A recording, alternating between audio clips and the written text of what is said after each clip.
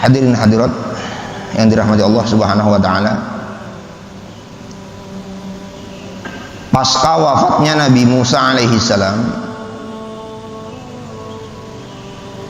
diganti kemudian tongkat estafet kenabian oleh muridnya sendiri yang disebut di dalam surat Al-Kahfi fatahu. Idz qala Musa li fatahu.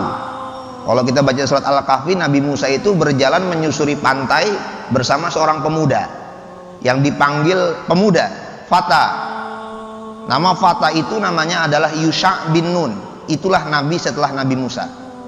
Nabi Harun alaihissalam wafat duluan. Karena Nabi Harun sama Nabi Musa ini alaihissalam satu periode. Tapi Nabi Musa lebih duluan jadi nabi. Lalu dengan doanya Nabi Musa, Nabi Harun jadi nabi. Tapi Nabi Harun wafat duluan. Nabi Musa wafat belakangan.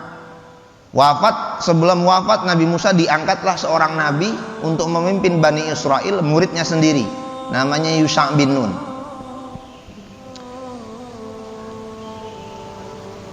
Selesai Yusha bin Nun, datang lagi seorang nabi namanya Ezkiel. Setelah Ezkiel datang lagi seorang nabi namanya Al-Yasa, wafat dibunuh sama kaumnya sendiri, Bani Israel. Maka Bani Israel itu membunuh banyak nabi yang memimpin mereka sendiri, pemimpinnya sendiri. Setelah itu mulai melakukan penyelewengan dari yang ringan sampai yang besar hingga penyelewengan akidah, musyrik lagi. Yang tadinya mereka tinggal di Ardul Muqaddasah, tanah suci Palestina, Syam. Tinggal di Syam, di Palestina, Yordan, Palestina, Lebanon, Syam. Tinggal di Palestina, kemudian karena melakukan penyelewengan mereka terusir kembali oleh kaum namanya kaum Amaliqah. Kalah, terusir dari negaranya. Padahal itu adalah tanah yang dijanjikan. Ardul Muqaddasatil lati kataballahu lakum. Ini tanah dijanjikan untuk Bani Israel. Tapi kenapa Bani Israel keluar dari tanah yang dijanjikan Allah Subhanahu wa taala? Apakah Allah ingkar janji? Tidak. Ketika Nabi Nuh alaihissalam dijanjikan oleh Allah bahwa keluargamu semua akan selamat, tapi ternyata anaknya Kan'an dan istrinya, ibunya Kan'an tidak selamat. Lalu Nabi Nuh alaihissalam bertanya, ya Allah, itu anakku. Engkau menjanjikan bahwa keluargaku semua akan selamat. Allah Subhanahu wa taala menjawab, innahu laisa min ahlika innahu amalun ghairu sholih. Itu bukan keluargamu dan janjiku hanya kepada orang yang beriman. Jadi janji Allah ini bisa lepas perjanjiannya kalau kita ingkar sama Allah, walaupun Allah sudah janji. Bani Israel dijanjikan tanah suci sebagai kota tinggalnya, tetapi terusir dia dan keluarganya dan anak-anaknya, bahkan banyak yang terbunuh sebabnya karena menyeleweng, melanggar dan durhaka kepada Allah Subhanahu wa taala, sehingga janji itu pun hilang.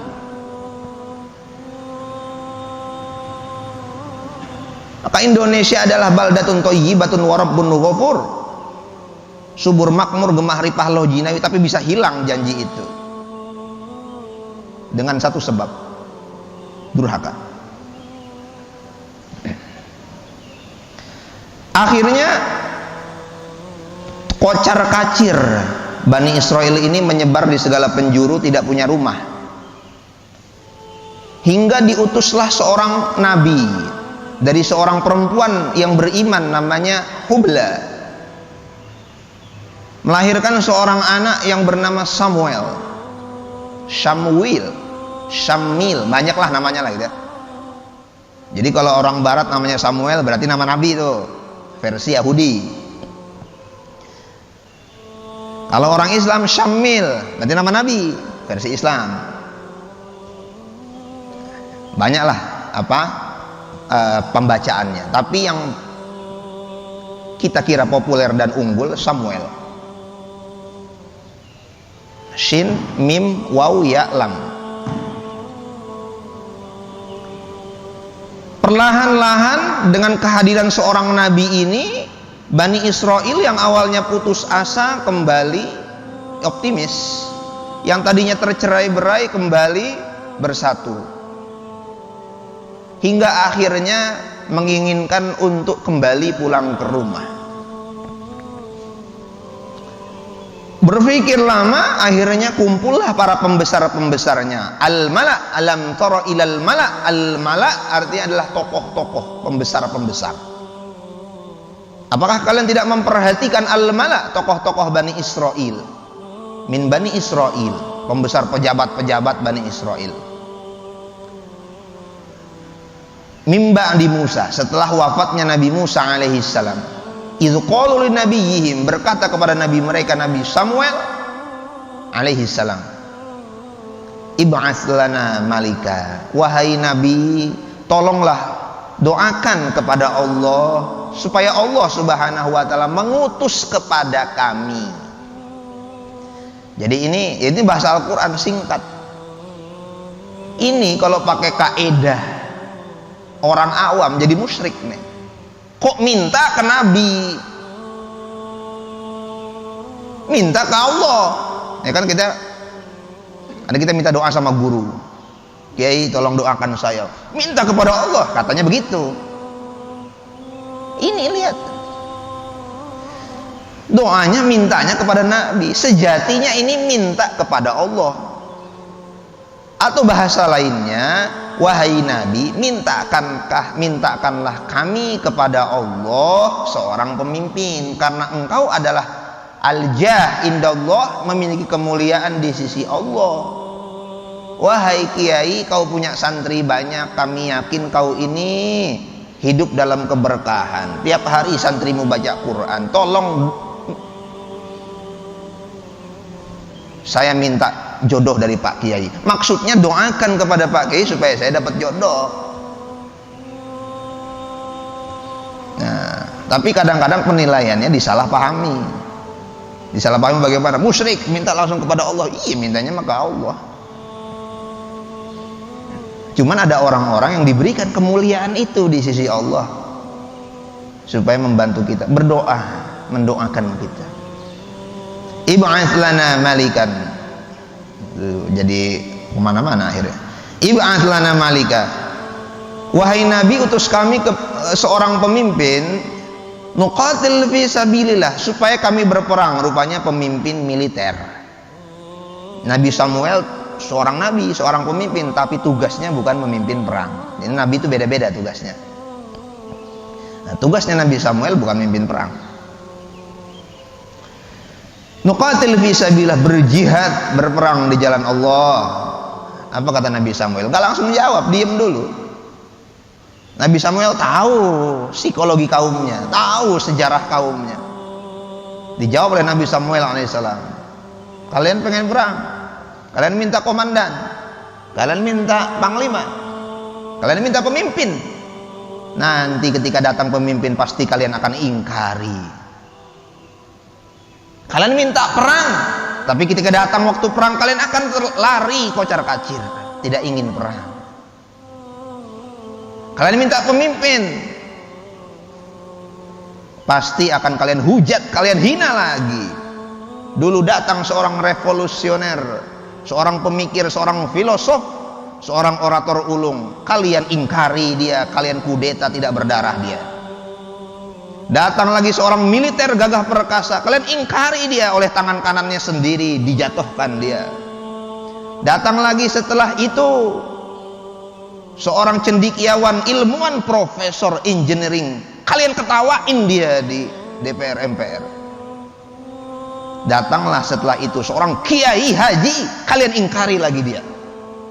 Kalian minta seorang ulama menjadi pemimpin, kalian minta seorang alim menjadi pemimpin, cucu alim menjadi pemimpin. Setelah dia jadi pemimpin, kalian turunin lagi. Datanglah setelah itu yang mengganti, anak dari proklamator, seorang perempuan menjadi pemimpin. lalu tidak berhasil. Kalian ingkari lagi. Setelah itu datanglah seorang militer, kalian hujat lagi, walaupun mulus sampai 2 periode, tapi dihujat habis-habisan. Seorang doktor, seorang ahli strategi perang, orang cerdas. Lalu datanglah orang biasa, bukan militer, bukan orang konglomerat, dan kalian hina lagi. Sampai kapan ini terus berlanjut? Sampai kapan mau seperti ini? Semua pemimpin kita hina. Kok jadi ke situ ya? Alam tar, ini sifatnya Bani Israel. Nabi Musa jadi pemimpin berapa kali mereka minta, ya Allah selamatkanlah kami dari Firaun. Datang Nabi Musa, jungkir balik menyelamatkan Bani Israel, jungkir balik. Baru ketemu laut aja mereka udah putus asa. Innalamudrakun, aduh, tahu begini mah kita nggak ikut sama lo Musa, ikut lo malah gua sengsara. Ketemu laut di belakang Firaun, di depan laut, rugi saya ikut kamu. Bani Israel dijawab oleh Nabi Musa, kalla inna ma'iya rabbi sayahdi. Di situ pakai domirnya domir sendirian. Ma'iya, tidak, bersamaku ada Tuhanku yang akan memberi petunjuk. Itu sebenarnya tanda tanya besar. Kenapa dipakainya sendirian? Padahal rame-rame. Lewat dari jalan tol. Jalan tol itu apa? Laut Merah.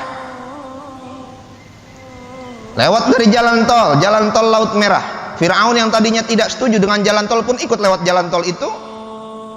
Akhirnya setelah sampai selamat di jalan tol, mereka pesta tuh Bani Israel. Pestanya apa? Nyembah sapi, ejel, ingkar lagi. Itu sifatnya Bani Israel. Dan terus berlanjut sampai nabi-nabi setelahnya. Sampai Nabi Samuel ini. Nabi Samuel tahu nih, hal asaitum in kutiba alaikumul qitalu alla tuqatilu. Aku sudah tahu karakter kalian itu sekarang doang semangatnya, nanti mah pasti begitu lagi. Tapi karena tuntutan itu begitu besar, Nabi Samuel berdoa kepada Allah, ya Allah, utuslah seorang pemimpin.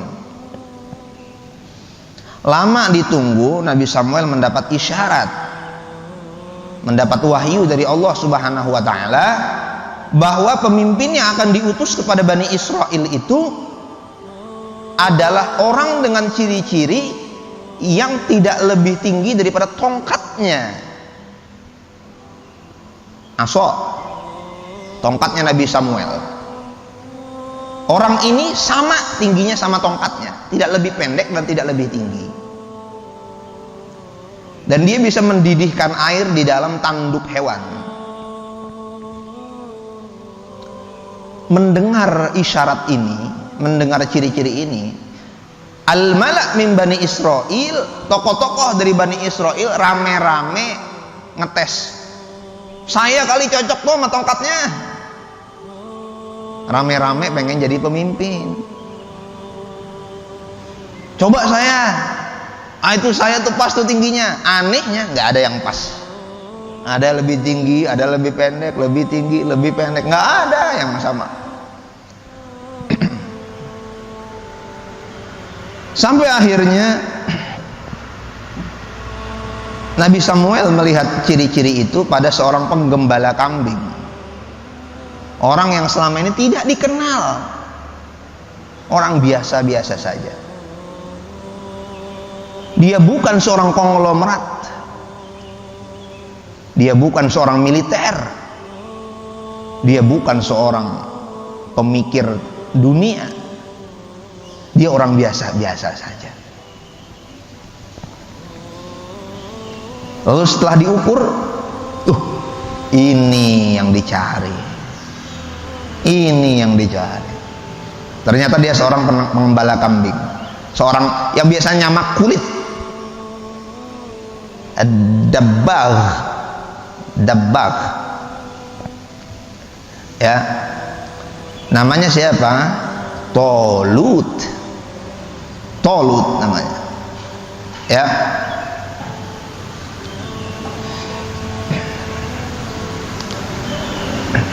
Nabi Samuel berkata kepada Bani Israel, kalian benar pengen perang, nanti kalian ingkar lagi, bagaimana kita nggak mau perang? Wa qad ukhrijna min diyarina wa abnaina falamma kutiba alaihimul qitalu tawallaw. Kami telah diusir, kami, anak-anak kami sudah terusir, tidak punya tempat tinggal, bagaimana kami tidak mau perang?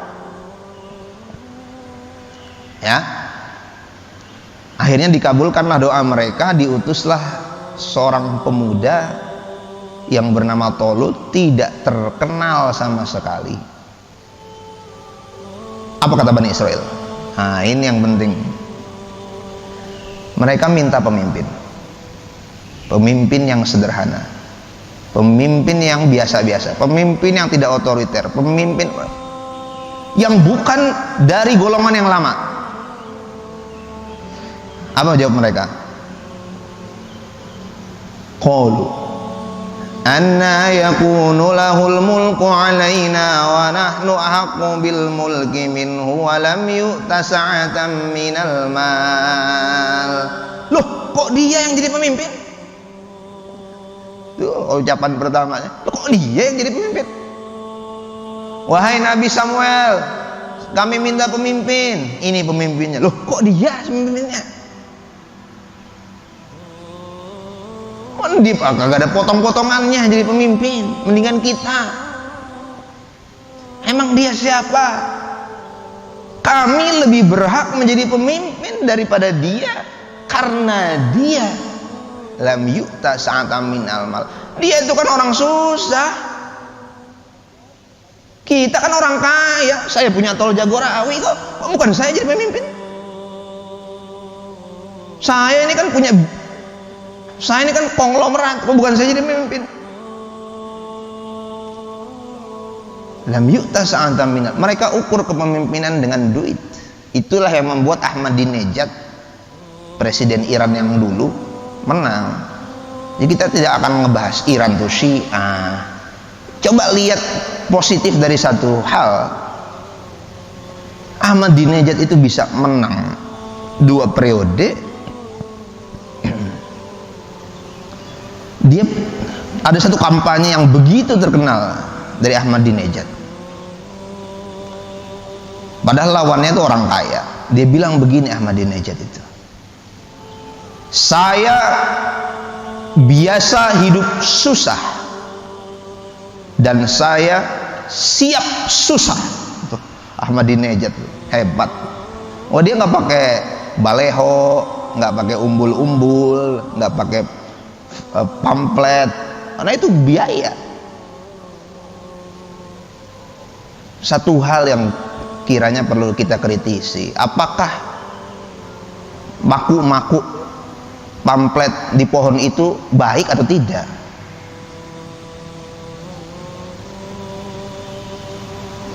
Itu baik atau tidak? Kita kira itu membuat pandangan jadi tidak bagus.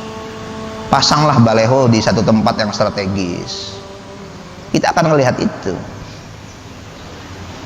Itu sayang, uang begitu banyak, ratusan juta dibuang hanya untuk itu, bahkan miliar. Mending ngasih orang nggak mampu lah.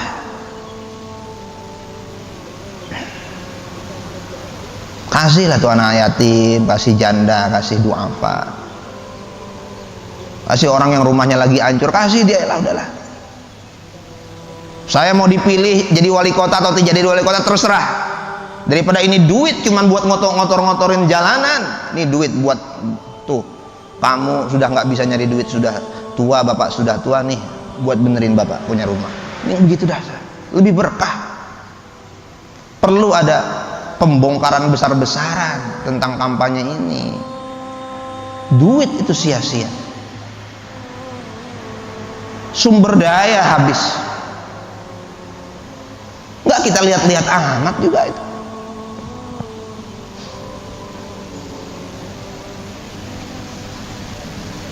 Mohon maaf ya Pak, jadi kesini.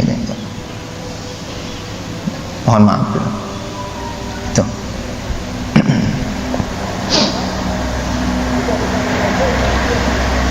Dia kan bukan orang kaya, kita yang lebih pantas. Apa pemimpin seperti itu? Dihujat lagi. dimaki-maki lagi, seterusnya seperti itu. Ada satu hadis yang serem bener ini hadis. Bunyinya begini: ma bakhisal qaum al-mikyal wal mizan. Tidaklah satu kaum itu curang dalam segala hal, khususnya dalam hal timbangan atau ukuran, kecuali kaum itu pasti akan diberikan pemimpin yang zolim kepada kaum tersebut. Artinya ada sebab akibat. Kalau ada pemimpin zolim, mesti berasal dari rakyat yang zolim.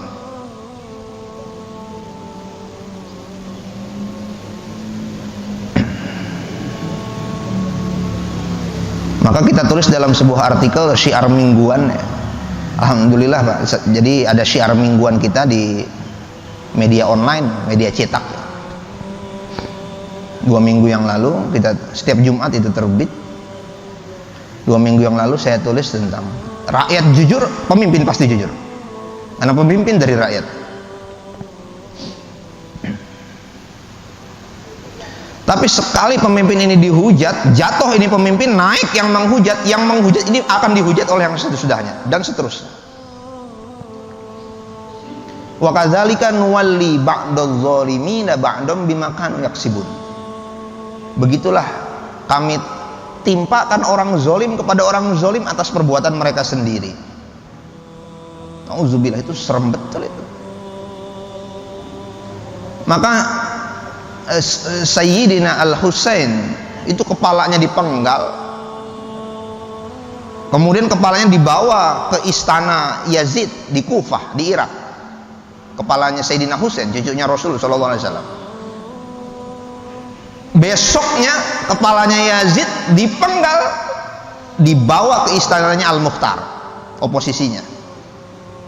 Besoknya lagi kepalanya Al-Mukhtar dipenggal, dibawa ke pemimpin selanjutnya, dan itu terjadi dalam 12 tahun terus seperti itu. Hilang keberkahan. Jadi apa langkah pertama kita? Introspeksi diri, istighfar masing-masing. Rakyatnya bagus, insya Allah ngasih energi kepada pemimpinnya pun ikut bagus. Inna Allah, dijawab oleh Nabi Samuel. Nabi Samuel tahu tuh, pasti begitu, ujungnya pasti begini nih. Apa kata Nabi Samuel alaihissalam? Qala inna Allah astafa alaikum wa zadahu bastatan fil ilmi wal jism. Kalian tahu tidak kenapa dia yang menjadi pemimpin kalian? Hadirin hadirat yang dirahmati Allah, lihat jawaban pertamanya Nabi Samuel. Maaf Pak, izin.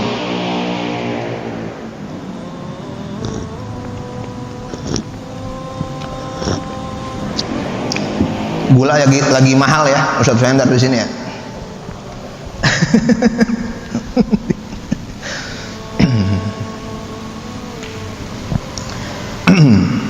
Lihat jawaban pertamanya.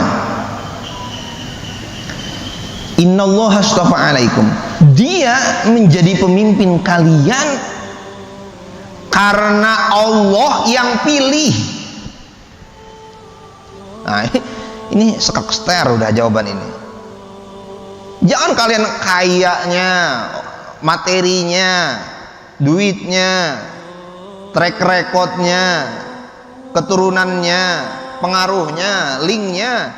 Jangan bicara itu. Dia menjadi pemimpin kalian, Allah yang pilih. Mau apa? Innallaha astafa alaikum. Allah yang pilih. Mau apa? Jadi ini jawaban membungkam semua pertanyaan. Sudah cukup. Allah yang pilih dia jadi pemimpin. Baru setelah itu fit and propernya, kepatutan dan kelayakannya. Apa? Wazadahu bastotan fil ilmi wal jismi. Dan dia diberikan oleh Allah satu kelebihan. Apa? badannya itu perkasa, tubuhnya sehat, dan dia memiliki kecerdasan. Ada yang mengatakan kecerdasan ini hanya dalam militer, ada yang mengatakan umum kecerdasannya. Jadi fit and propernya itu hanya tambahan, kepatutan dan kelayakannya hanya tambahan. Tapi inti kenapa dia dipilih menjadi pemimpin, karena Allah yang milih, takdir Allah, selesai. Takdir Allah. Mau protes sama Allah, nah bahasanya begitu.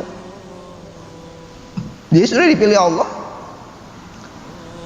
Innallaha astafa alaikum wa zadahu bastatan fil ilmi wal jismi. Badannya perkasa, sehat, gagah. Wallahu yu'ti mulkahu man yasha. Ditutup dengan satu kalimat yang sangat-sangat dahsyat. Wallahu yu'ti mulkahu man yasha. Allah Subhanahu wa taala memberikan kekuasaannya kepada siapa saja yang Allah mau, terserah Allah. Mau apa kalian? Ini loh jawaban pamungkas ini. Hei, dia Tolut menjadi pemimpin, Allah yang pilih, kalian mau apa? Tapi memang dia diberikan oleh Allah tubuh yang kuat dan otak yang cemerlang, dan Allah memberikan kekuasaannya, terserah Allah, semau-maunya Allah. Wallahu yu'ti mulkahu may yasha. Yu'ti mulkahu may yasha. Itu kita kira ya, namanya saya nggak nyalon jadi ini ya, jadi saya nggak ngerasain, tapi kita kira sudahlah, duit itu gunakan untuk kemaslahatan masyarakat langsung. Lalu katakan kepada diri sendiri, yu'ti mulkahu may yasha, terserah, kalau Allah pengen kita jadi. Kalau Allah pengen kita jadi. Wallahu wasi'un alim. Allah Subhanahu wa taala maha luas pengetahuannya, Allah maha mengetahui. Qala lahum nabiyyuhum min ayati mulki ayatikum tabutu fi sakinatun min rabbikum wa baqiyatun mimma taraka alu Musa wa alu Harun tahmiluhul malaika inna fi dzalika laayatan lakum in kuntum mu'minin. Datanglah satu bukti lagi bahwa Tolut memang seorang pemimpin yang dipilih oleh Allah untuk membungkam protes-protesnya Bani Israel. Datang satu bukti yang tidak lagi bisa untuk disanggah lagi. Apa bukti itu? Datanglah tabut. Apa tabut itu? Tabut adalah kotak kayu berlapis emas yang konon di dalamnya ada mushaf Nabi Musa alaihi salam. Mushafnya bukan kertas, tapi batu ukir. Tabut ini menjadi barang keramat peninggalan Nabi Musa, mimma taraka alu Musa wa alu Harun. Tabut ini barang keramat yang dengan barang ini mendatangkan keberkahan sehingga Bani Israel banyak menang dalam perang, dalam ekspansi, dalam futuhat. Tetapi karena Bani Israel melakukan penyelewengan, maka diserang Bani Israel oleh Amalikah di Palestina. Tabut ini pun hilang, direbut sama musuh. Tabut ini datang lagi dibawa oleh malaikat, tahmiluhul malaikah, dibawa oleh malaikat. Tabut ini dibawa kepada Tolut sebagai mandat. Ini buktinya, saya sebagai pemimpin, ini tabut dibawa oleh malaikat. Jadi buktinya nyata, bukti mistisnya itu nyata. Ya. Tahmiluhul malaikah. Jadi bukan SK, Pak, pakai tabut. SK-nya itu SK tabut. Ya. Inna fi dzalika laayatal lakum in kuntum mu'minin. Itulah tanda untuk kalian kalau kalian memang beriman, kata Nabi Samuel. Jadi Nabi Samuel ini sebenarnya masih keturunan dari min Ali Yakub, ya, keturunan Nabi Yakub. Tolut pun masih keturunan dari Nabi Yakub alaihissalam. Karena Bani Israel itu berarti anak keturunan Nabi Yakub alaihissalam. Tolut sendiri ini anak dari keturunan dari Bunyamin. Bunyamin ini saudaranya Nabi Yusuf alaihissalam. Jadi ada di antara 12 saudara itu, di antara 11 saudara itu Nabi Yusuf yang ke-12, yang baik 2 orang, Nabi Yusuf dan Bunyamin.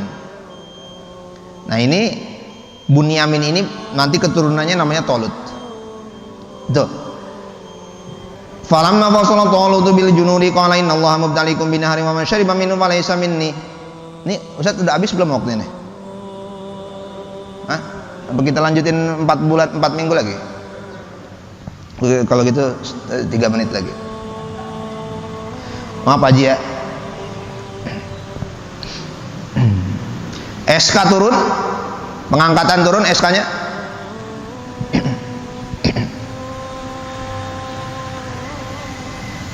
Lalu siap untuk perang, walaupun Bani Israel masih punya pertanyaan-pertanyaan tentang kepemimpinan Tolut. Bangkitlah Tolut mengumumkan, wahai kaumku, kita akan berperang. Kita akan melawan satu raja yang sangat bengis, yang sangat jahat, tapi dia memiliki kekuasaan yang begitu besar, namanya Jalut. Ini ada film Hollywoodnya, David and Goliath. Dalam bahasa Barat ini Jalut ini Goliath. Kita akan melawan satu raja bengis, tapi dia perkasa, namanya Jalut. Kalian akan bersamaku dalam kabinetku. Tapi kalian kalau mau bersamaku dalam kabinetku, ingatlah satu hal ini. Nah ini paling penting untuk diucapkan seorang pemimpin. Jadi enaknya baca Quran tuh begitu Pak. Tapi ini nggak akan bisa kita dapatkan kecuali kita berkali-kali baca, baru dapat, baru nyambung. Apa kata Tolut? Kalian, kabinetku semuanya, menteri-menteriku semuanya, stafku semuanya, koalisiku semuanya, innallaha mubtaliikum binahrin faman syariba minhu falaysa minni wa man lam yat'amhu fa innahu minni. Kalian nanti dalam perjuangan, dalam kerja kalian untuk Depok dan untuk Indonesia, kalian akan diuji ketika kalian sudah masuk kabinetku. Apa ujiannya? Allah akan menguji kalian dengan sungai yang airnya sangat mempesona pandangan kita, menyegarkan tenggorokan kita, membuat kita terlena ingin mandi di sungai itu. Faman syariba minhu falaysa minni. Jangan kalian minum kecuali illa ghurfatan biyadi. Jangan kalian ambil banyak-banyak, jangan kalian mandi di situ, jangan kalian basah-basahan, kecuali minum hanya seperlunya, seciduk dari tangannya saja, secukupnya. Wahai menteri-menteriku, wahai koalisiku, ingat, kita sekarang kita akan menjadi pejabat, kita akan dilantik. Ingatlah pesanku ini, aku sebagai pemimpin kalian. Ketika nanti aku sudah menjadi pemimpin kalian, menjadi pejabat, kalian akan diuji dengan sungai anggaran negara yang sangat menyegarkan mata, menyilaukan hati kalian. Jangan kalian ambil itu kecuali sekedar gaji kalian saja. Siapa yang mengambil lebih daripada haknya, falaisa minni, dia bukan kabinetku, aku reshuffle dia. Harus diucapkan itu dari awal. Kenapa Muhrid Sidki mengatakan ini? Karena Muhrid Sidki nggak jadi pemimpin. Kalau jadi mah nggak tahu juga sih, beda lagi kali urusannya. Faman syariba minhu falaisa minni. Kata kabinetnya, siap, kami anti korupsi. Nah, kami anti suap, kami akan berjuang untuk rakyat, demi rakyat. Begitu sudah jadi pejabat, ketemu sungai, seger benar. Wah, seger benar. Wah, banyak benar. Mandi, Pak. Mandi, Pak. Gaji 30 juta, 3 tahun punya rumah 5 miliar, Pak. Mandi dia. Ada sedikit yang nggak ikut, ada sedikit yang nurut sama Tolut. Berapa jumlah pasukannya? Jumlah pasukannya itu samanina alf, 80.000 pasukan. Berapa yang mandi? Yang mandi 76.000 pasukan. Berapa sisanya? 4.000 pasukan. Illa qalilan minhum, sedikit. Dari 500 kepala daerah, 300 yang mandi, Pak. Dari 500 kepala daerah, 350 yang mandi. Hanya 100 itu juga, ya mudah-mudahan memang tidak.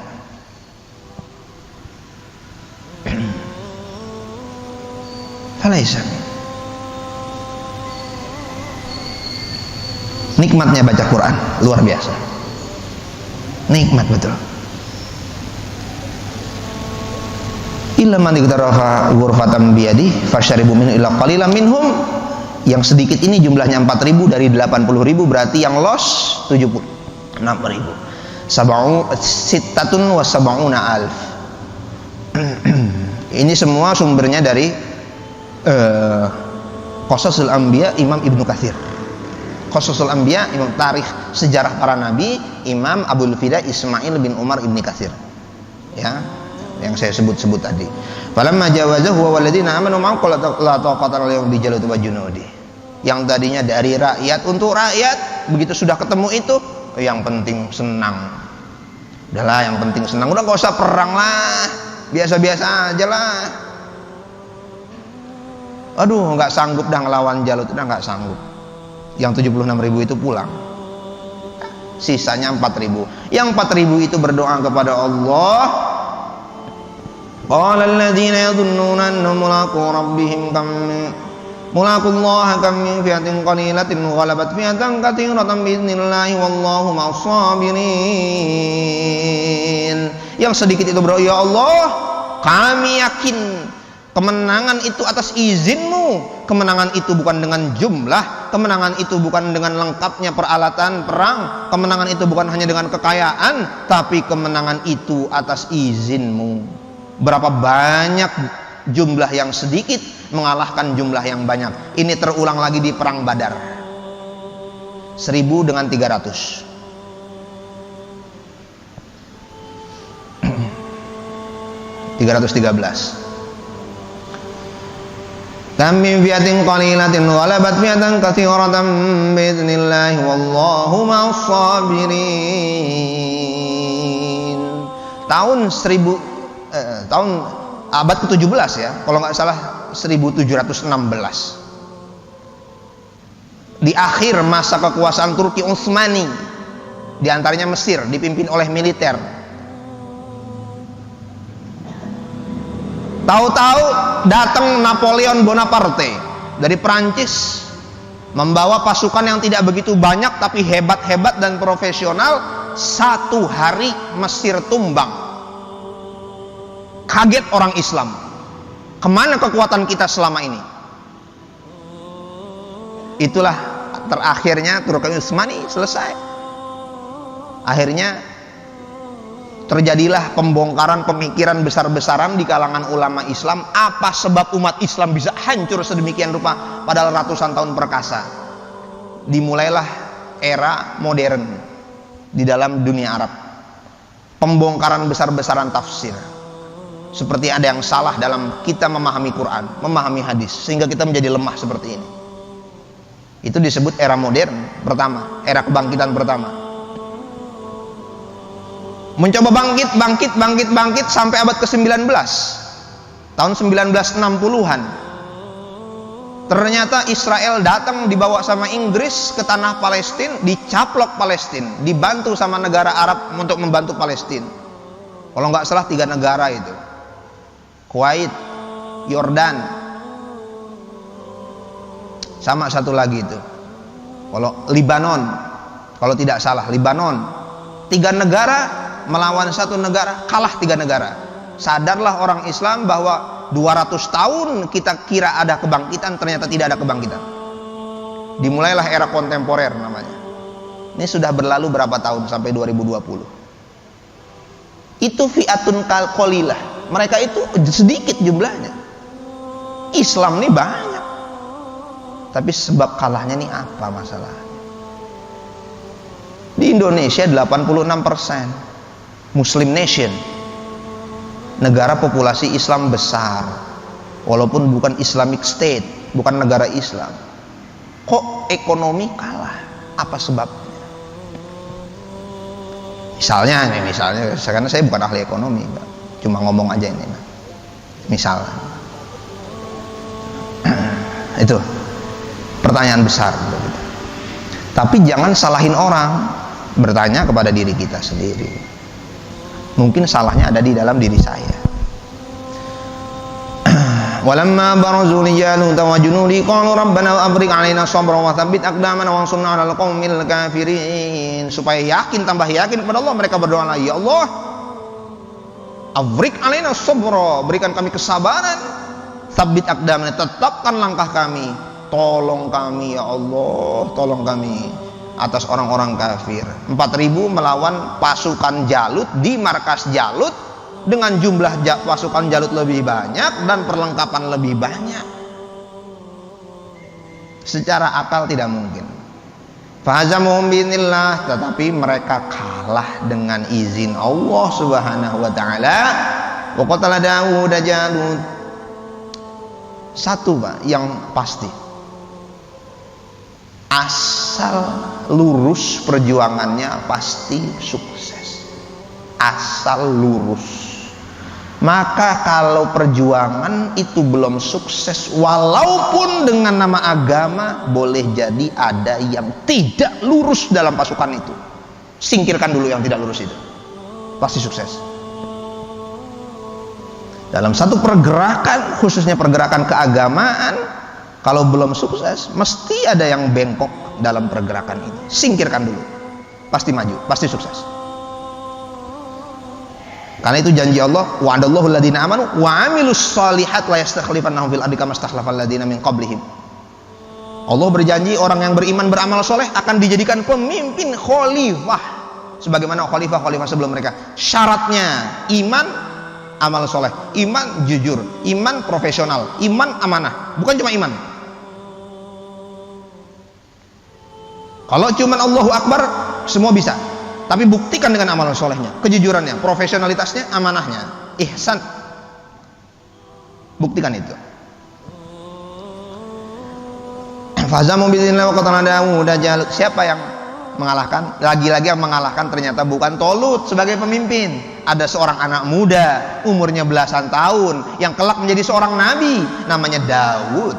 Maka ada film namanya David and Goliath. David maksudnya Daud, Goliath maksudnya Jalut, pakai ketapel, pakai batu. Emang di dalam riwayat Imam Ibnu Katsir, Jalut wafat dalam keadaan terhina. Artinya bukan perang duel satu-satu, dilempar batu dan Jalut mati. Wallahu a'lam bishawab. Walaula da'allahin nasa ba'dhum bi ba'dil lafzil ardu walakinnallaha dzu fadlin 'alal 'alamin. Tilka ayatullahi natluha 'alaiha bil haqqi wa innaka laminal mursalin. Itulah ayat-ayat Allah, tanda-tanda Allah yang bisa kamu perhatikan. Pelajari itu, karena itu akan berulang dalam kehidupan kita semuanya. Wa innaka laminal mursalin. Lalu Allah Subhanahu wa taala berkata kepada Rasulullah, karena cerita ini cerita untuk Rasulullah, dan sungguh engkau ya Rasul adalah seorang utusan. Wallahu a'lam bishawab.